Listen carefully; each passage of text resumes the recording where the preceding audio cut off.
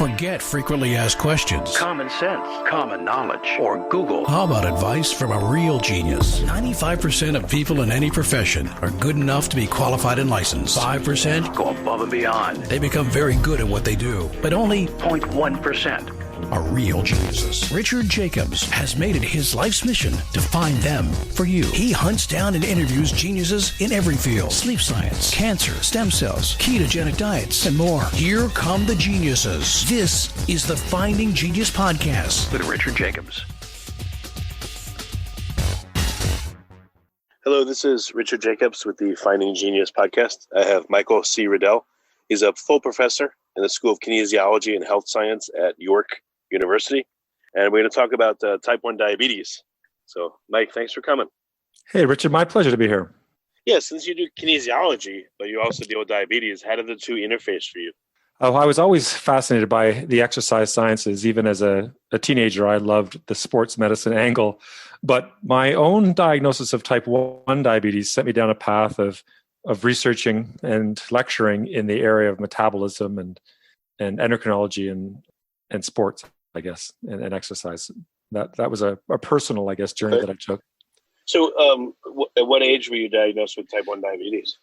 I was diagnosed at the age of 15, and I had similar symptoms to a lot of the other people who are diagnosed as adolescents, with a bit of weight loss and fatigue and frequent urination. And that's when my life changed, in a way for the better, some might say, and some might say for the worse.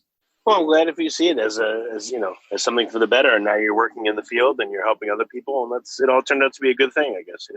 Yeah, I think so. It certainly gave me a passion to study a bit harder at school and to have that thirst of knowledge that came with that diagnosis. That's for sure. So tell me about your research. What are you looking into?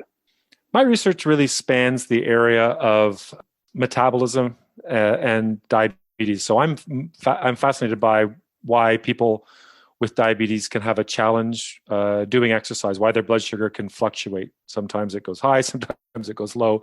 And my research program looks at the mechanisms for why exercise is beneficial in diabetes, but also how there can be challenges with respect to a person's blood sugar management, and then trying to come up with ways using technology and science to try to solve some of those problems that people have. So again, are you looking at how diabetes modulates insulin usage and glucose levels, or what are some specifics?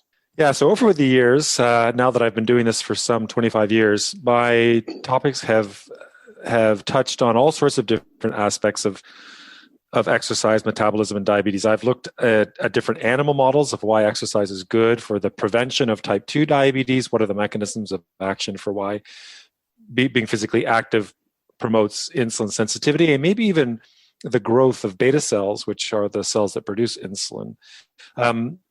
My research also focuses on how stress can impact blood sugar levels, and exercise is one form of stress, but we have other forms of stress in our life that are even more common, perhaps. How that makes blood sugar levels more difficult to control. What are the mechanisms for that around cortisol secretion, and how to modulate insulin delivery so that we can fine-tune our blood sugar levels before, during, and after exercise is another area of passion that we do with some of our human work. And then using emerging technologies to sense exercise, when is the body moving, and therefore automatically try to change the insulin delivery. If someone's wearing an insulin pump, how do we better inform that insulin pump about how much insulin to give? Because quite frankly, you don't need much insulin in circulation when you're doing some forms of exercise, but you need some. And if you don't have enough, then blood sugar gets dangerously high. But on the occasion that you have a bit too much insulin, blood sugar gets quite dangerously low. So it's about fine-tuning that insulin delivery system so that you can be in good blood sugar management when you do exercise and when you recover from exercise. Well, what happens typically? I'm sure everyone's different, but what are some of the main ways that insulin is used, and what do the levels look like and glucose look like before, during, after exercise? So if you don't have diabetes, typically your body shuts down the production of insulin to very, very low levels when you start aerobic exercise. Like let's say you go for a walk or a jog or a swim.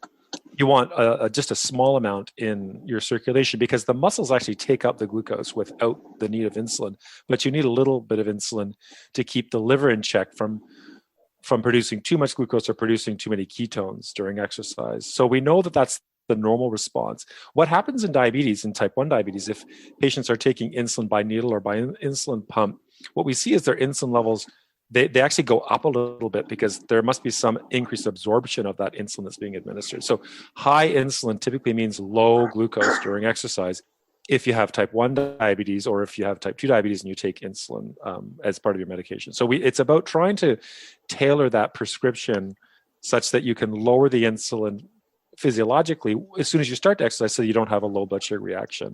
Don't lower it too much, or you might have a high blood sugar reaction. So does this tell you it's, for a regular person, it probably won't affect them too badly, but it's bad to have, let's say, a heavy meal before your exercise, not just because you're trying to digest it and everything, but maybe that'll cause a flood of insulin, which will suppress the availability of glucose for your muscles?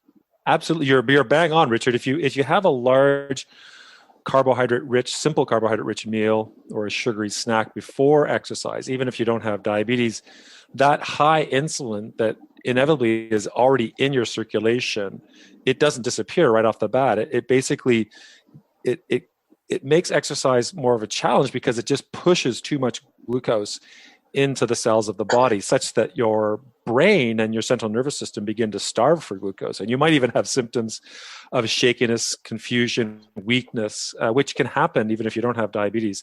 It just tends to happen much more frequently if you have diabetes, because it's really difficult to fine-tune that insulin delivery, using using an artificial pancreas or an insulin pump. So what happens if you're pre-diabetic for type 2, or you have type 2 actively, or if you have type 1, what happens in those scenarios? What we like to do is think about the time of day that you do your exercise, and there may be, for some individuals, a safer time to do it. We see in pre-diabetes and in type 2 diabetes, exercise soon after large meals is the way to go. It helps to complement the person's blood sugar management by helping to facilitate glucose disappearance from the bloodstream into the working muscles. Often, if you have pre-diabetes or type 2 diabetes, blood sugars will go up quite high after a large meal, and that's when you want to add exercise. But in type 1 diabetes, if you add the exercise then, and the person's already taken their insulin dosage prior to the meal, it ends up being too much activity in the face of too much insulin, and blood sugar drops, and they get what's called hypoglycemia. And that could be quite severe, with disorientation, loss of consciousness, even seizures or convulsions. So we think a lot about the timing of exercise for people who have pre-diabetes, type 2 or type 1. And then we think about how to modify the exercise intensity, because we can also make exercise a bit safer if we tailor the intensity. So for example, if blood sugars tend to be on the low side, the harder you exercise, the less likely you're going to have a drop in blood sugar, because we start to bring in some other hormones like adrenaline that helps to keep blood sugar up. So we've been trying to fine tune the exercise prescription based on the type of diabetes you have and whether you're on insulin therapy or not. What does the profile of glucose usage look like? Like, do the muscles use it first preferentially, and then when that supply is exhausted, does the liver kick in to do like gluconeogenesis? What happens?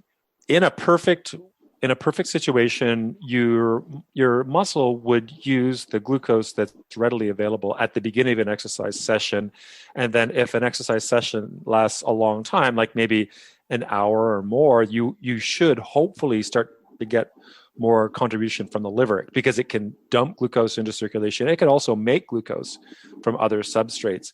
But this can become disordered in diabetes, so we don't have that perfect balance of glucose uptake and delivery to the muscle. It can be quite disordered. And again, we can fine tune the exercise prescription because we can change the fuels that the muscle is using if we select the exercise more carefully, more wisely.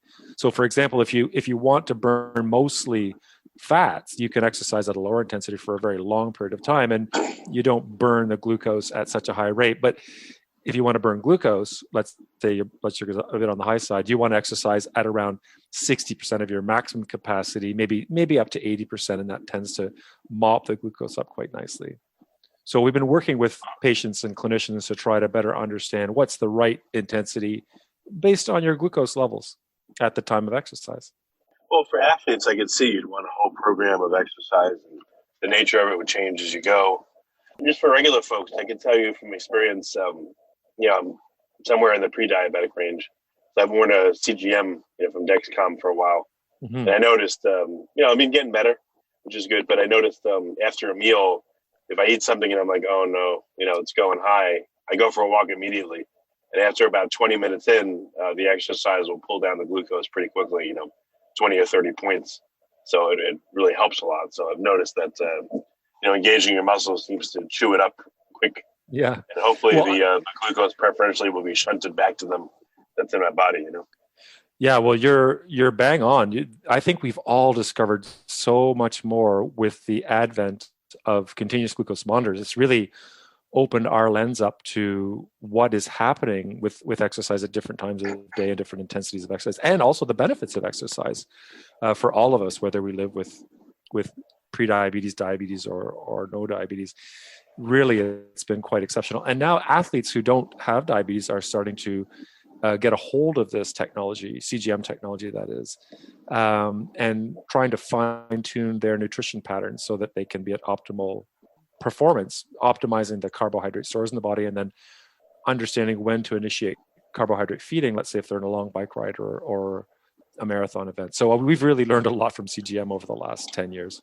Yeah, I can see that, sticking your fingers, there's so much data that you don't see. I can see the profile, like for instance, if I eat a meal, maybe not the greatest one, my glucose will come up and then it's slow to come down. My wife is like the opposite. Hers will go up really high, but come down really fast and then, bottom out. So we have like very different, glucose usage.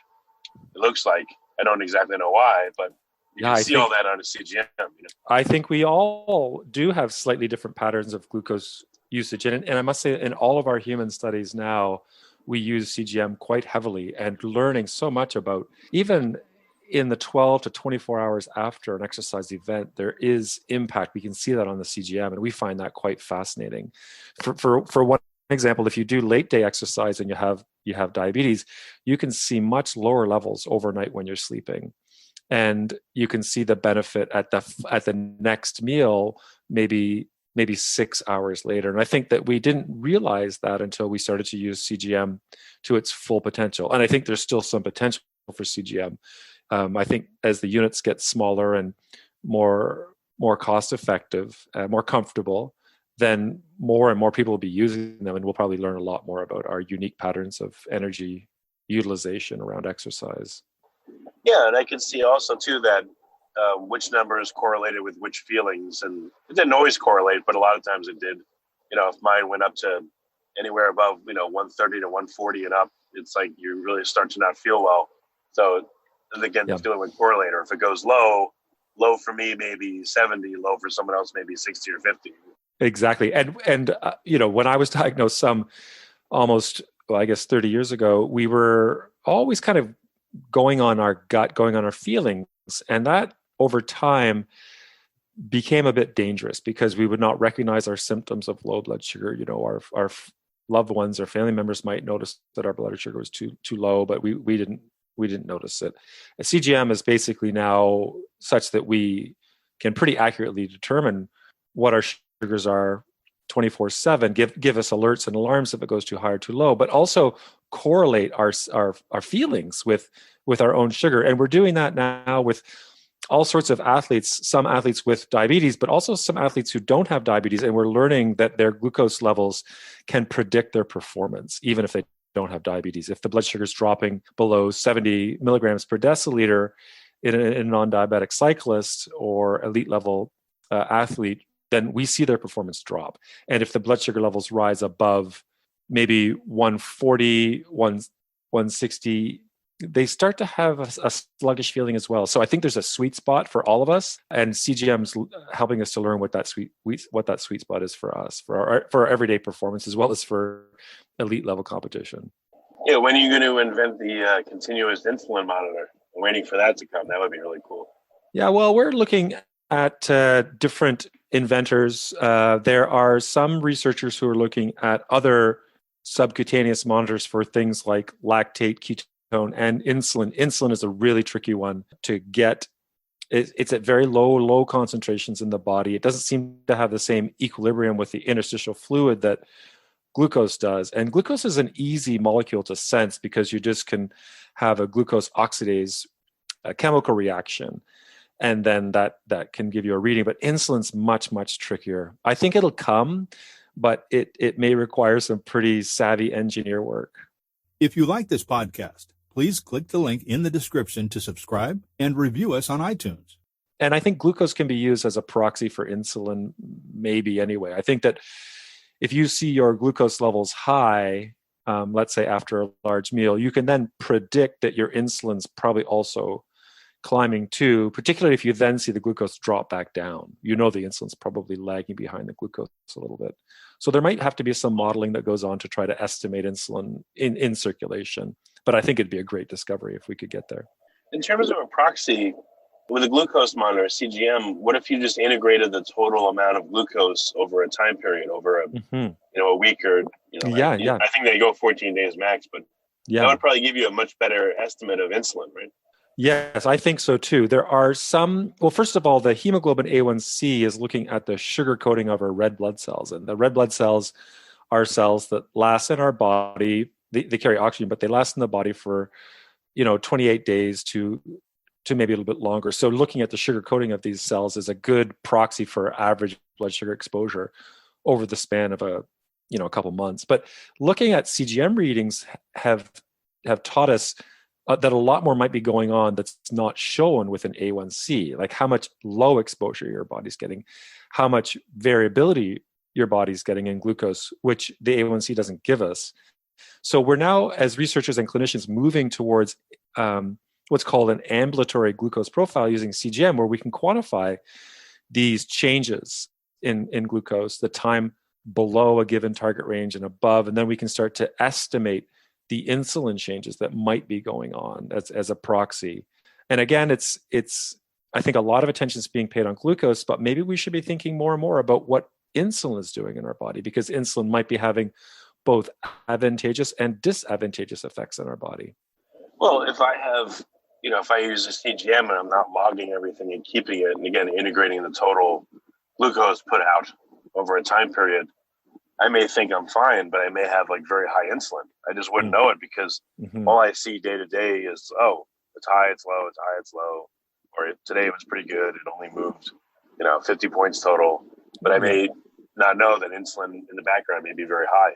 Exactly. And I think that one of the challenges that we face is that although glucose is regulated pretty tightly in our bloodstreams, unless we have diabetes, the glucose is around 90 in the fasted state. It might go up to 140 or so, it might go to 70, but it's pretty consistent. If you don't have diabetes, insulin is all over the map. Like there are some people whose insulin levels are 10, 20 fold higher than you might see in the average person. So it's almost as if insulin is spent at the expense of glucose. And so I think for all of us, it'd be really nice to know what's our average insulin exposure like in a day, and how much does it change throughout the day? And is it better to maybe not have those insulin surges, or is it okay to have insulin surges every now and again when we want to increase that glucose storage into glycogen? So that I think we've got a lot to learn in the future on that, if we could develop a good continuous insulin assay. So what are some key learnings you have for people that are, dealing with type 1 or type 2, they're not athletes, and they just want to be able to exercise because they've been told they should, but do it in a safe way that helps them? Well, for type 1 diabetes, we try to convince people that it's really almost as important as taking insulin and eating a healthy diet, because we know from epidemiological studies that if you are physically active with type 1, even though maybe your blood sugar isn't really all that much better, it might actually be a little bit worse because it's hard to control, you're living about 10 years longer. So that's pretty incredible to think that exercise has these majestic effects on our body that are making people with type 1 live longer. And there's reduced complications. So the complications typically associated with type 1 would be early retinal damage or eye disease, early kidney disease, early heart disease, early vascular disease. These are all delayed in people who are more physically active. And we're not even too sure of all the mechanisms for how exercise has these beneficial effects. So first and foremost, exercise must be done if you have type 1, even though it can be a little bit scary at first when you're administering insulin and not knowing how much you should be giving in a setting of exercise. It should be done. And then the second thing is it can be done so much more safely if you're wearing a CGM, because then you can get an early warning sign that your blood sugar might be rising because of exercise or might be dropping overnight after exercise is done late in the day. And so I think this is pretty critical. And then in the future, I think we'll see more and more integrated insulin delivery systems that use that information about glucose from CGM, this so-called artificial pancreas, which is in development, but can certainly be improved upon in the next few years as we see advancements into so-called closed loop or artificial pancreas area.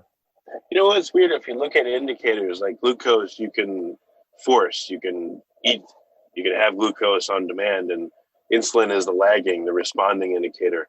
Mm-hmm. But with an insulin pump, for instance, that can be the input and the glucose is the response mechanism. So I would think there'd be a lot of study around, let's say, insulin pumps or insulin injection, and what's the glucose response? Because now you're running the system in a way that's really never been seen before. Well, exactly. When I was diagnosed, originally we were given a pretty much fixed dose of insulin, and that didn't change from day to day. So we had to eat our meals at the right time of day and at the right amount of carbohydrate, so that we tried to minimize the noise in glucose, but with a consistent insulin delivery system. But now we're using technology that allows the insulin to be quite variable. So on some days you can eat next to nothing and be fine with type 1 diabetes if you're wearing one of these devices, because you can take the noise out of glucose if you put the noise back in the insulin. And so there's a lot to be learned about how we can modulate insulin. I wish that insulin was a little bit quicker to get into the body and to do its job. It's quick, it acts within maybe 10 or 15 minutes, but it'd be great if it could act within seconds. And it also would be great if you could turn it off in the body. And some research has looked at trying to make insulin glucose responsive in the body. So it would be a dose of insulin is delivered, but it would have most of its action when glucose was high, and it somehow could reduce its activity when glucose was dropping. I think that would be an incredible discovery that I think it's possible. They have shown some animal work to look at this. It would just give us some more freedom around glucose control, I think, with taking a dose of a hormone that's just so powerful in its action. Well, I spoke to some type 1s, and if you have an insulin pump, it's like you can go to sleep and not wake up again. I mean, the insulin pump, I don't know if they really should tie into the CGM, I would think. It should. And strike a balance. Yeah, exactly. And there are currently 2 systems commercially available in the US that do this well. Medtronic's 670G system, the glucose is speaking to the insulin delivery, and then Tandem has the Control IQ, also a hybrid closed loop system. So the systems are getting smarter and better by sensing glucose and then just titrating the insulin dose accordingly. And there are other companies that are doing their pivotal studies now. One thing that's quite exciting is one company that has come out of academia is also adding glucagon to the insulin pump, so that if for whatever reason too much insulin has been delivered and or maybe the person's exercising, you might need the anti-insulin glucagon to bring it up automatically. And so that technology is now shown in some early studies to be quite remarkable in keeping blood sugar closer to near normal in people living with diabetes, because this additional hormone is like putting a brake on the actions of insulin. So now you have basically a gas pedal for insulin and a brake with glucagon, and that's making control safer. And in those studies, no one has ever died because of insulin overdose, because the glucagon's there as a rescue hormone. So you can infuse glucagon through a pump, and that puts a brake on the insulin? Yeah, you could have a dual chamber pump, or right now some of the studies are using 2 pumps. But I think in the future, it could be a dual chamber pump where one chamber has insulin, and you can run that insulin a little bit more aggressively if you also have the second chamber that has glucagon, which will save you almost instantly if the insulin's run a bit too hot, or if the person's exercising, or for whatever reason, they've taken a bit too much insulin. This is called this is nicknamed now the bionic pancreas because there's two hormones in it. How fast does the glucagon act versus the insulin? It looks like the glucagon acts within about 5 minutes, and the insulin starts to act in about 15 minutes, and its peak action for insulin seems to still be around an hour later. So if you're living with diabetes type 1 or type 2 and you take a shot of insulin, let's say by pump or by needle, that so-called rapid acting insulin still takes about an hour before its peak. It's at 100% of its peak activity. It starts to work in about 10-15 minutes, but it's kind of slow to turn on and to turn off. Whereas glucagon seems to be a bit faster. Well, it seems like a lot faster. Yeah. Well, so what's the interaction in these systems where you have insulin and the CGM? Like, what's the interplay? Do you have much finer control of glucose, or because of the delay in insulin action, it's not there yet? I think it's improving compared to just, it used to be 1 or 2 shots of insulin a day with no CGM. And of course, the glucose variability was huge. Then you added CGM. Then you added an insulin pump that could deliver insulin based on the CGM. So, each 5 years, we're seeing less variability in the glucose. There's still some variability, and you can trick that by changing your diet a little bit or adding a bit of exercise at certain times of day. But I think in the future, it'll get even tighter because the insulin might work a bit faster if it's a faster insulin analog. And then if we get glucagon in there, and then an algorithm, basically a sophisticated algorithm that tells the pump when to push the insulin, when to push the glucagon based on prediction. So it can look into the horizon by 30 minutes and use a bunch of different factors that it's almost machine learning in a way that begins to better understand your own unique physiology. I think glucose is going to get tighter and tighter over the next several years, as we wait for a cure, hopefully for type 1 and type 2. Well, also with an insulin pump that can have glucagon delivery, I can see you putting in the machine calculating, okay, put some insulin now, but then now put in a little bit of glucagon at certain increments. So there's this feedback, this continual feedback, and the delivery of insulin is modulated by adding this as well at the right times in certain amounts. Exactly. Like if you have diabetes, you often take your medication, you take your insulin, and then you eat your food, and your food's kinetic, or it's the food's absorption rate and breakdown in the gut and then absorption into the bloodstream doesn't match perfectly your insulin kinetics, and it never will. You could be a food scientist that has mapped out exactly what you should eat, when you should eat, what are the different types of fats and proteins and carbohydrate, but it never matches perfectly. If you add glucagon, it just has to be somewhat close, and then you'll just add glucagon or add insulin, and then the kinetics of those hormones will better match the kinetics of the food absorption that you're having. And I think that's the beauty of the bionic pancreas.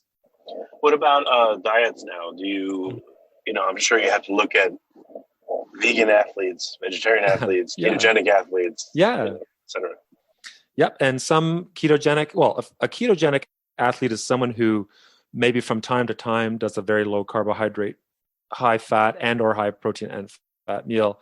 There's some evidence that may stress the system in such a way that it becomes beneficial for the way your muscles and metabolism adapt. And then they may switch to a more enriched carbohydrate meal if they're in performance. Some don't switch at all. They just try to go keto all the time. And we're learning a lot from CGM about these unique athletes and their successes. Their glucose tends to run quite low, but not dangerously low. It's not something we recommend for people who take insulin if they have type 1. It can be done, but it's very difficult to do because obviously if you take your insulin and then don't eat carbohydrates, you could develop hypoglycemia. But there are some athletes that are experimenting with this with type 1 and they're doing okay. We see athletes who are trying all sorts of things. Some of the elite level Team Novo Nordisk riders that I've worked with and published their data on, they don't do very well on a ketogenic diet if they do it all the time because they just don't have enough glycogen to perform over, let's say, a 6 or 7 day stage race where you're biking every day for several hours. But other athletes, when they're doing more singular events, they're doing fine on these ketogenic diets. So it depends on the type of sport that these athletes are in, and then whether you want to go keto full time or just keto or modified fasting or whatever you want to call it at certain phases of your training and or competition. And that's been really eye-opening for me. I think you have to go into this with an open mind. We're learning a lot from these athletes, and I think that the prescription is probably going to evolve over the next several years based on what they're seeing and what we're seeing in lab in their performance data. Well, very good. Mike, what's the best way for people to learn out more about your protocols and to follow your research? I'd be happy if people browsed our website, which has links to some of the lectures I do on these topics and some of the papers we've published, position stands and consensus guidelines and new and emerging technologies. So that's at www.yorku.ca/mriddell, RIDDELL/, or just Google Riddell Lab at York University. Well, very good. Mike, thanks for coming. And it's really interesting work you're doing, and keep it up. Thank you for being here. Well, thanks for giving me the opportunity to share some of our learnings over the last little while, Richard. I really appreciate your time. If you like this podcast, please click the link in the description to subscribe and review us on iTunes. You've been listening to the Finding Genius podcast with Richard Jacobs. If you like what you hear, be sure to review and subscribe to the Finding Genius podcast on iTunes or wherever you listen to podcasts. And want to be smarter than everybody else? Become a premium member at findinggeniuspodcast.com. This podcast is for information only. No advice of any kind is being given. Any action you take or don't take as a result of listening is your sole responsibility. Consult professionals when advice is needed.